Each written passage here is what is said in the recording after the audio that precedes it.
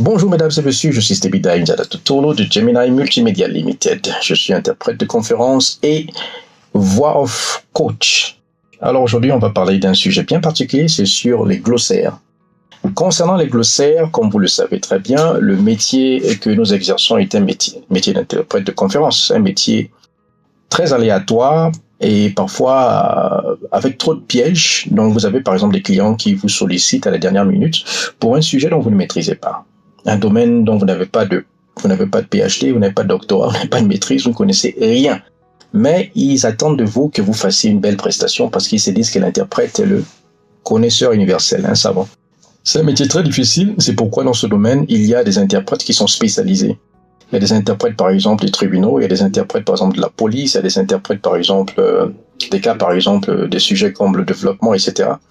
Moi, par exemple, j'ai eu une expérience de près de 5-6 ans avec les forces de l'ordre américaines, la douane, le FBI, la DEA, la lutte contre le trafic de drogue, le trafic de personnes, la lutte contre le terrorisme, etc. Donc, j'ai passé presque 5 ans avec une série de conférences avec les Américains quand j'étais au Ghana. Donc, je me suis spécialisé dans ce domaine, mais lorsqu'on m'amène dans un autre sujet, ça peut relever une équivoque. Alors, qu'est-ce qu'il faut faire en tant qu'interprète? Il y a une méthode particulière à faire. Voilà donc ma méthode. Je procède de 3 façons dans ma méthode. La manière numéro 1, c'est de faire des recherches Google. Parfois, vous avez le client qui vous donne la thématique à la dernière minute, mais cela ne vous empêche pas de consacrer 1 ou 2 heures, peut-être la nuit, pourquoi pas, de faire quelques recherches. Google est votre meilleur ami. Il suffit de cliquer le nom du client ou de cliquer la thématique et le nom du client.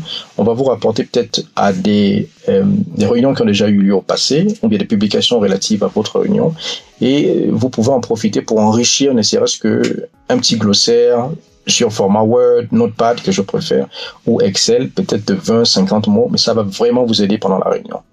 La deuxième méthode, c'est YouTube. YouTube est votre ou devrait être votre meilleur ami. Chaque organisation internationale a une chaîne YouTube.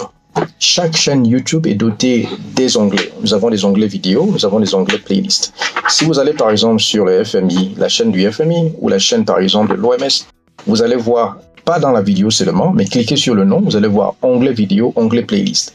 Les playlists sont des thématiques bien particulières.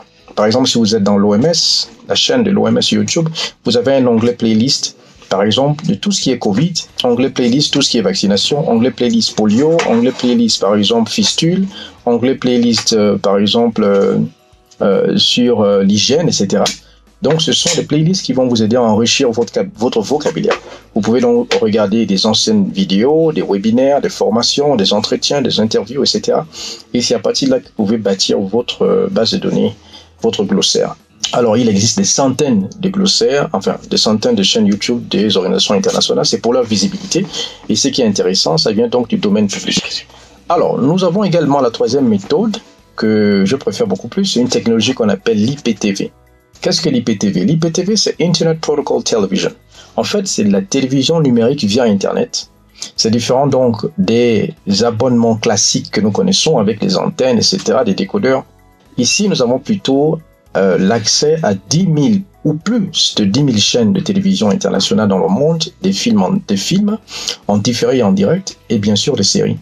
IPTV, pour avoir accès, il vous suffit d'avoir un téléviseur smart, c'est-à-dire un téléviseur qui a au moins Google Play Store. C'est ça l'essentiel, Google Play Store, parce qu'il y a des télévisions smart qui ne sont pas véritablement smart. Et il vous faut également avoir, si vous n'avez pas un téléviseur smart, si vous avez un téléviseur LED, juste pour suivre, vous pouvez donc acheter ce qu'on appelle l'Android Box, comme vous pouvez le voir dans la vidéo. L'Android Box est donc une boîte qui permet de rendre votre téléviseur smart. Donc vous aurez accès à Google Chrome, Google Play Store et toutes les applications Google.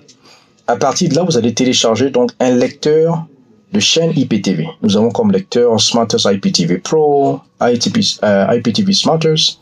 Nous avons également Perfect Player et Kodi. Moi, je préfère Smartest Pro. Les abonnements sont mensuels, trimestriels, semestriels ou annuels, ou parfois pour 2 ans. Et c'est très moins cher, c'est presque 40% ou 60% moins cher que la télévision classique, le câble classique que vous connaissez, je ne vais pas citer les noms. Donc à partir de là, vous aurez droit à plus de 10 000 chaînes dans le monde.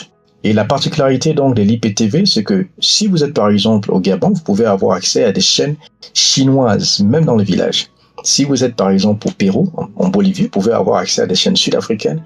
Si vous êtes par exemple en Finlande, vous pouvez avoir accès peut-être à des chaînes néo-zélandaises.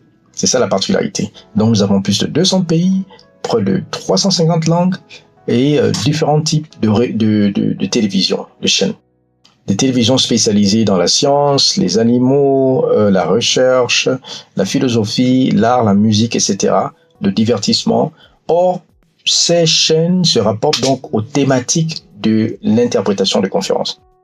Disons que vous avez une conférence la semaine prochaine sur, par exemple, les sciences relatives aux empreintes digitales, hein, peut-être pour une conférence sur, etc., ou bien ce qu'ils appellent les preuves électroniques, ou bien les preuves, par exemple.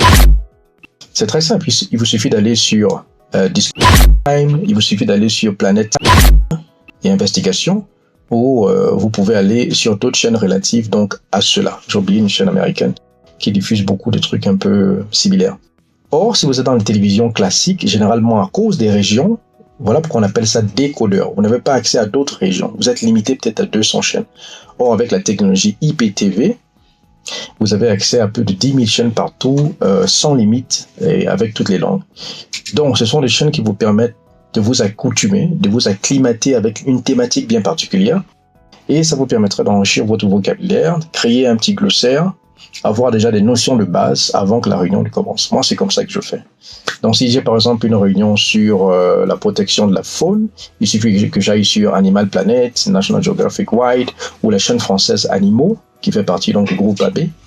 Et voilà, si c'est par exemple sur les grands singes ou bien par exemple les félins, il me suffit de regarder 2-3 documentaires et ça y est, j'ai mon vocabulaire.